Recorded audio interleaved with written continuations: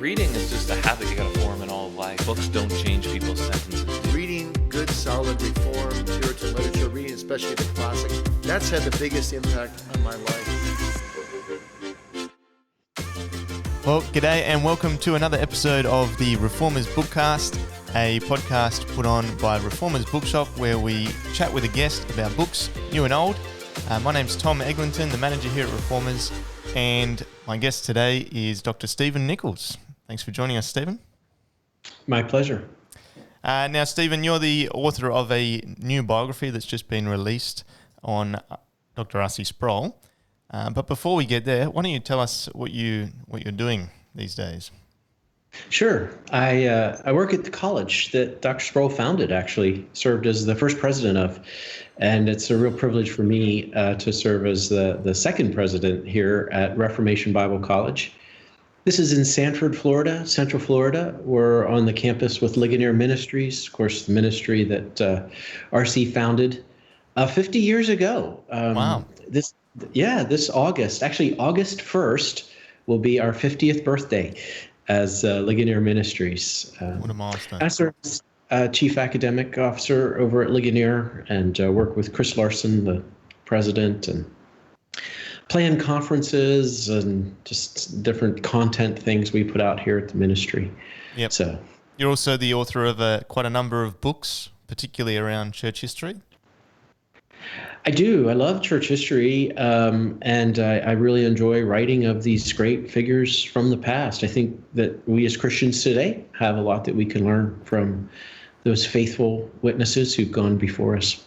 Do you have one person from church history that you've found to be particularly helpful in your research? Sure. He's always surrounding me back here, but this, of course, is Jonathan Edwards. Yeah. So Edwards has been very good to me, and I find myself going back to that well often. And then the other thing I find too is whoever I'm working on at the time. Yeah. Also happens to be a favorite. So right now I'm deep into Augustine. Okay. Working on a biography of Augustine. So that's great. We'll look forward to seeing that one. And the other thing you do is you do a number of podcasts. You've got 5 Minutes in Church History is one of them. And I have to ask you, because it's been bugging me ever since I started listening, are you a closet Cranberries fan? That is probably the number one question I get when it comes to in church history. What's up with Dreams? No, I love it. I think it's a great choice. I do too. I mean, it's a little bouncy tune. It sort of sets a stage that this really is going to be painful. What's coming next? This isn't some academic chore. So we looked for a tune that just could have set the right mood here, and Back in Black was not an option. So we ended up with and you didn't want to go for Zombie. My sons would have liked that. Now, what is it, before we get on to RC, what is it about church history that you find so compelling that gets you to dig in and find out about these men who've gone before us? I think in the end, I'm a storyteller, and I just like really good stories, and church history is just so full of really good stories. You know, we mentioned this in 5 minutes. It's like this is our family history, church history. And it's like the Christmas time and you hear the exploits of the crazy uncle, you know, or you love to hear the tales of your parents' childhood, you know, or your grandparents and what they might have experienced. As you love those family stories, and they shape you and they contribute to your identity, and they're just enjoyable stories. That's how I look at church history. I just think it's fun. I enjoy it. I love it. And I just think there's a lot of great stories there. So that's why I'm there. That's great. So moving on to Dr. Sproul, the biography that you've just released. When did you first meet Sproul? Yeah, so this was in college, and I was in college in Philadelphia, and I would go in the spring to the Philadelphia Conference on Reformed Theology. This was held at 10th Presbyterian Church with what was a longtime friend of Dr. Sproul's, James Montgomery Boyce. Yeah. So it was early 90s, was one of these conferences. My friend and I were there. He had a book. We were at Books. We were going to get them signed, so we're in that line that snakes out the back of the book signing table for RC. And my friend goes up to him, hands him the book to sign, and says to RC, Dr. Sproul, and we're all nervous, Dr. Sproul, but by any chance, are you going to be speaking in New Jersey anytime soon? And Dr. Sproul signs the book, looks up to him and says, young man, if I will be in New Jersey, it won't be by chance. And of course, he's being funny. Like, I didn't know that. So I just sort of slide my book across here, Dr. Sproul. I'm not going to ask you a question. I'm not going to ask a question. So that's my first encounter. And then 2 decades later, 2010-ish, I was invited down here to speak at a conference. Before I spoke, I had dinner with the Sprouls, and honestly, within 5 minutes, I was all nervous. You're with Dr. Sproul, you're thinking of questions.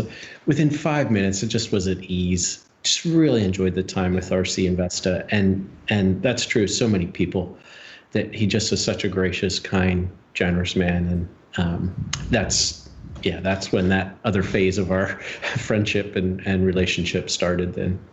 And then so when did the biography start to be written? Yeah, I had the idea back in 2013, and I talked to Dr. Sproul about it then, but we sort of put it on the back burner for a while and started to then meet with him in 2017. Right. And I'd go to his house and we'd set up a recorder and we'd record. I was doing the open book podcast with him at that time. So about that same time I was doing that, I'd go and do these biography sessions. And we got through about 8 or 9. And in fact, I was scheduled to do one the week that he went into the hospital in December of 2017. And he went into the hospital. Of course, he didn't come out, and he passed away.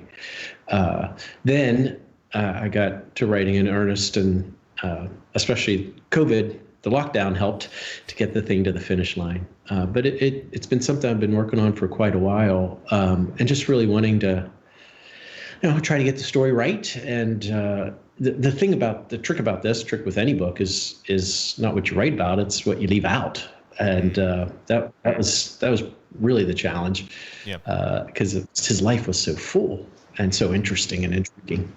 Yeah, he's one of those men who seemed to have a lot of things going on. He did. He was very active and very engaged, and had so many interests. So that was one of the tricks. How do you put this in between 2 covers and do justice to it? Were there any surprises? Like you had a good friendship with him for quite some years. Was there anything as you dug into the story of his life that surprised you? Yeah, I don't know if I necessarily call them surprises, but there were definitely things I learned. And I think one of the main things that I learned, that I hope people do learn from this biography, is just the amount of work that went into that sort of foundation that became later the ministry of R.C. Sproul. And I think so many of us came to know R.C. when he would speak at a conference or speak in pulpit, and we'd hear him go on fine points of philosophy or some particular debate from church history with no notes, perfect pitch, and just deliver it right home. And you think, he just made it look effortless, and he did. The reality is, though, from 1957 to the early 70s, he had his feet under a desk. He had books on the table. He had his pen. He had his notebook. And he was a serious, diligent student. So I loved going back to his actual library, his actual books. Of course, you're in a bookstore, so you're a bibliophile. So just to have his actual books with his actual margin notes. So that was something that was really driven home for me. And then the other thing that was driven home, not so much a surprise, but again, just as I got into the biography, it just impressed more and more and more. The story of R.C. is ultimately a love story, and it's a love story between R.C. and Vesta. And just seeing the way that love story sort of weaves in and out of the public ministry and the writing and the the teaching of RC. That was just fun to watch and fun for me to sort of see it unfold, even as I was writing it. That's a great point to dig into a bit, I think, because we often see these men who are out the front and heading up different ministries and different churches, and we don't realize that their home life is really critical to being able to do that. What was it about RC's marriage with Vesta that shaped his life? It was a true partnership. Just above me here, I have portraits of Martin and Katie, and I think that's true of Martin Luther. You wouldn't have a Martin Luther if it wasn't for a Katie, and it's just interesting to me how much of RC's life. Luther is the one figure from church history I would love to have lunch with. It'd just be great. But every time I'm having lunch with RC, I'm like, okay, this is close enough. I'll take this. And there's just so much about RC that parallels Luther. But I think as Katie was to Martin, Vesta was to RC. They met when he's in the first grade, she's in the second grade. They're running around the elementary school, and he bumps into her. And from his testimony, he's like, "Oh, I'm going to marry this girl." Nice. She like doesn't even remember it. It's usually the way. But then I'm pretty sure she's right. But then in junior high, they start, dating and go steady through high school. They get engaged his first year of college. They get married the year before he graduates. She's a year older, so she graduates. He still has a senior year. They're married. It always was RC and Vesta. So I think it was a true partnership. He loved her. I mean, he totally loved her and had highest respect for her, care for her. And it was reciprocated. And so it was just a great relationship and truly a partnership from the beginning, from the first and second grade. So. And how's Vesta going these days? Yeah, she's doing really well. She's very active here at Ligonier. She's in the office every day. She still edits a lot of the things that we publish, and pretty much every written word that comes out, she's looking at. But she's actively engaged, actively involved. Serves on the college board, on the Ligonier board. Through the whole process of writing the book, she was very much involved with it, and it was a real joy for me to be able to have that time with her. When RC passed, I continued having some biography sessions with Vesta, and she's just so helpful to go back and fill in some of those blanks and just be part of the story. And it's just been a real joy to do that. I dedicated the biography to her. I had to. It was just, I mean, not, I really was. She had my arm behind my back. Not that I lose my job if I didn't. That kind of. I truly wanted to, because I wanted the biography to be as much of a gift to her as it is to others.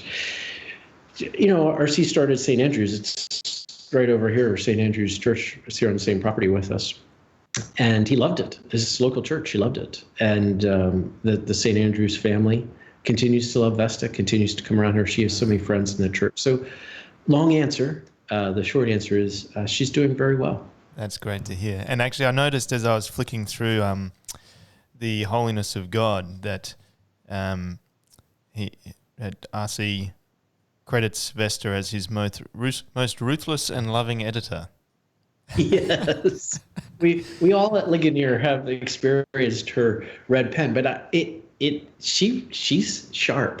She's very sharp, and RC was one to tell it like it is. So now I want to meet her. But let's change gears a little bit, and let's talk about RC's work and his legacy. Sure.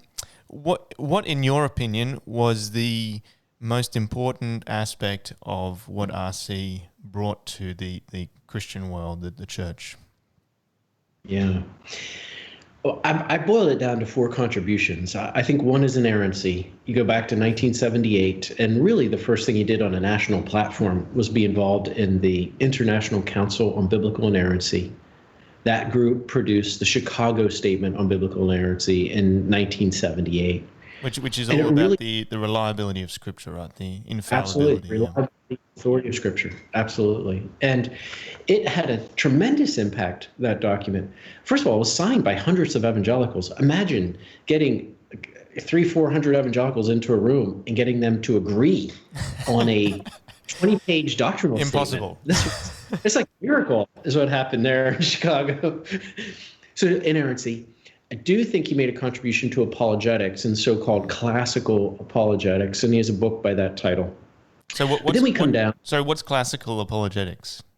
I mean, basically, it's that you can make a reasoned defense for the faith, and you have the dictum here of Thomas Aquinas that if the effects are known but the cause is unknown, then you go from the effects, which are demonstrable and knowable, you trace from the effects back to the cause.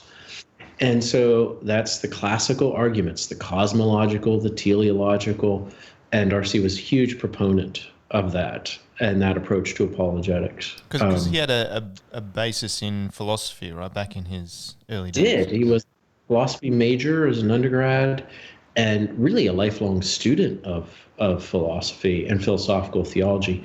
It's interesting you bring that up because he said it in one of the interviews with him. He believed that really is what added a difference to his teaching, that history of ideas and the philosophical disciplines that he learned as a student of philosophy as he was a theologian.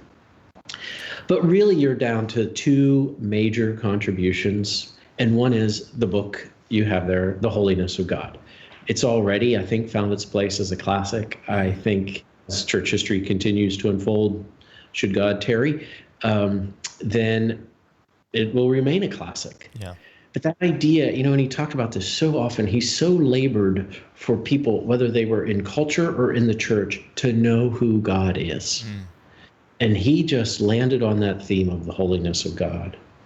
And then also, I think, the justification by faith alone and the gospel. And that, of course, goes back to the evangelicals and Catholics together controversy back in the 1990s. But he was consistent through it all the way right up to the very end. In fact, the final formal Ligonier thing he did was back at the 500th anniversary, October 31st, 2017. It was his final Ligonier lecture. And there he is talking about Luther, talking about justification by faith alone. This is the article upon which the church stands or falls. This is, to believe otherwise, R.C. believed it, to his core of his being, is a false gospel.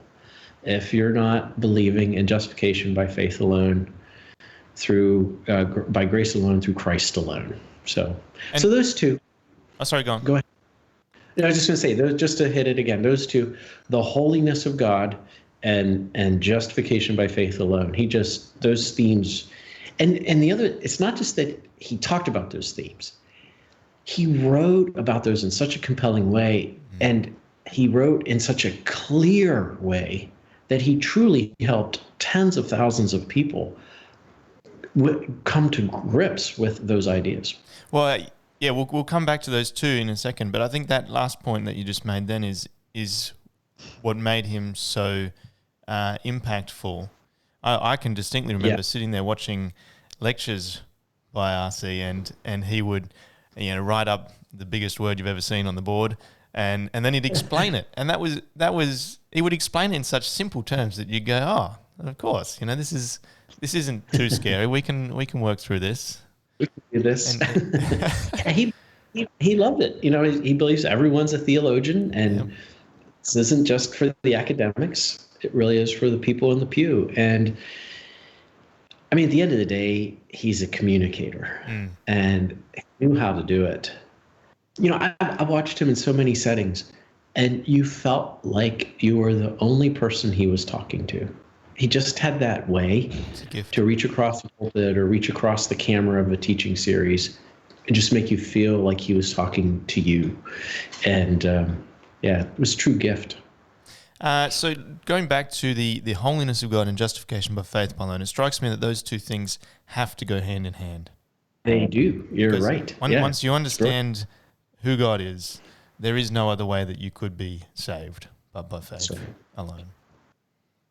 No, it's a very good point. And to see the connection is important, because he would say there really are these three propositions.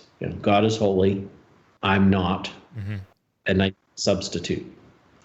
And now we look at that substitute, and who is that substitute, and what has that substitute done, and how is what that substitute done appropriated to me and applied to me.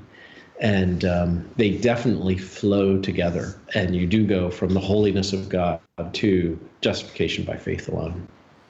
So let's it talk. was Luther. Yes, yeah. So let's talk for a little bit about his best-selling, I presume, book, The Holiness of God. I haven't done the math. I haven't checked the numbers, but I'm fairly sure we could safely say it's his best-selling. I think it's up there. Chosen by God rivals it, but not. That's the best-selling. Right. Anyway, it's right certainly, there. Like you said, one that's entered into the realm of classic. Why was it so impactful? I think because it was so impactful to him personally. He felt the weight of it when he was first converted, and he opens the pages of the Holiness of God with that midnight walk that he was compelled to make from his dorm room there in Westminster College, with the ice, the thin layer of ice atop the snow crunching under his feet. It's so vivid. He talks about opening the oaken doors under a Gothic arch and walking into the chapel. Well, over here on St. Andrew's Chapel, the front is oaken doors under a Gothic arch. So I think about that every time I walk in there. This was intentional. But he said, the first time he was in church all his life, never heard the gospel, never really read the Bible. So as soon as he's Christian, he devours the Bible. He didn't know what to do. So it's the Bible. He's just going to read it. He's going to read it cover to cover. Like, no one told him to do that. That's just what he did. And so here he is, freshman in college, devouring the Old Testament. And he says, from the first impression he had was, this is a God who plays for keeps. Oh, yeah. And I think that's 1957. He gives the first time he gives a sermon on Isaiah chapter 6 is while he's a professor up at Gordon College in the mid-1960s. He gives a 5-lecture teaching series to a Young Life camp conference up in Saranac, New York, a sort of retreat center. It's the first time he gives the Holiness of God series. In the early 70s, he does Holiness of God series at Ligonier and for the video camera.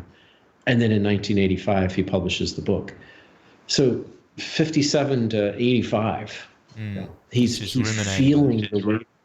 Yeah, and it's I think because he felt it so passionately, and as he looked around, he saw that so many people took God far too casually, and so he truly labored to help people see what the Bible says about who God is, not the God they want to see or what culture says or etc. And it really is the hallmark of his ministry. Well, why do you think that idea impacted him so much that God is holy? It does on the surface. It doesn't seem very practical, right? It doesn't seem like something that would change your life. I think you go back to those Old Testament texts. R.C. loved drama.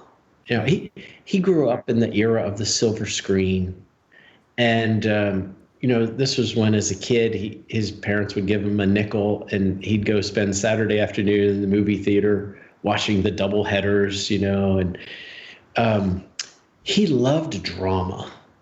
He really did, and you could see it in his preaching that he himself was so dramatic as a preacher. You come to Isaiah chapter 6. There's just a drama here to this encounter of Isaiah. You come to Uzzah. Yeah, that's a big one. Drama thought, isn't it?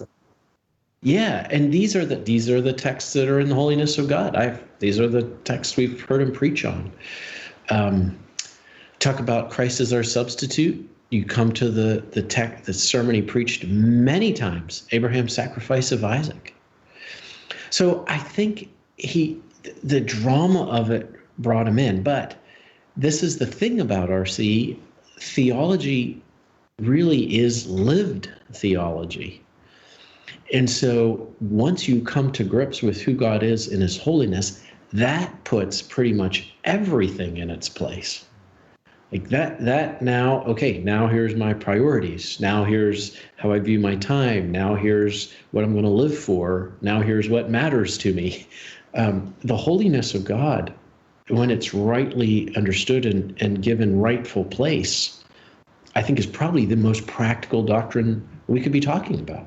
It gives shape and meaning to everything else that we do in our lives.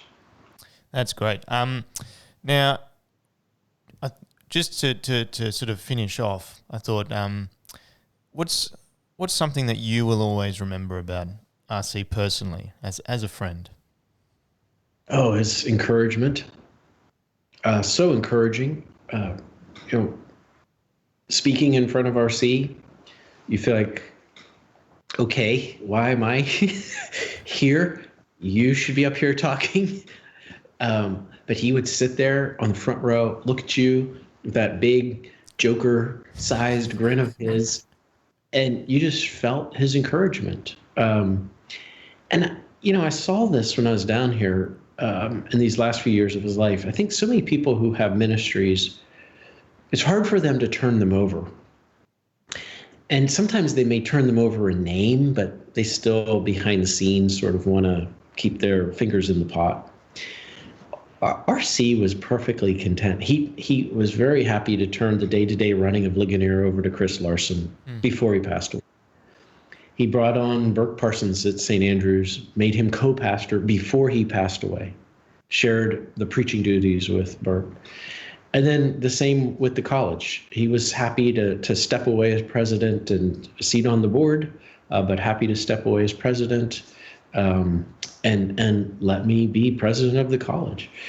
And I think that was just such an encouragement to all of us that he did not try to meddle or try to run things from behind the scenes. And I just think there's a graciousness there. There's a generosity there that's just a rare thing you see in people. So what I appreciate most about RC, his sense of humor.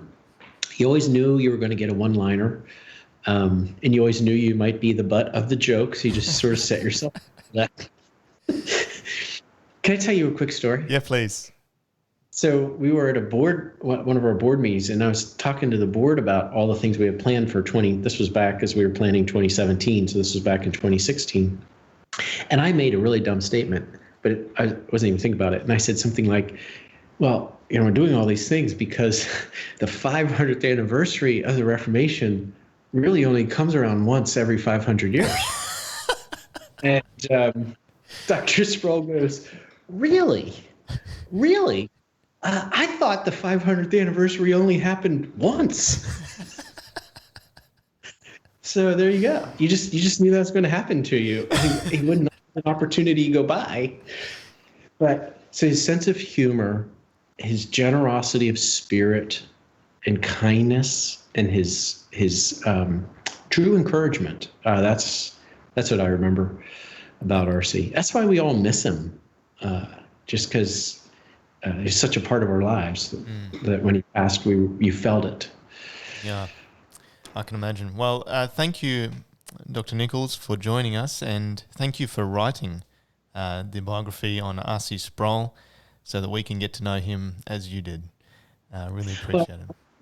My pleasure, and thank you. I'm a big fan of booksellers, and good bookshops. So thank you, and may God bless you and your work there. Thanks very much. So you've been listening to the Reformers Bookcast. You can subscribe wherever you get your podcasts, and you can actually subscribe to Dr. Nichols' podcast, 5 Minutes in Church History, in the same place where you get your podcasts. And we'll see you next time at the Reformers Bookcast.